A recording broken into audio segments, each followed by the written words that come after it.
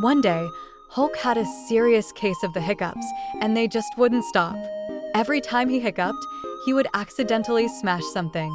He knocked over a tree, squished a car, and even made a giant crater in the ground. Hulk's superhero friends tried everything.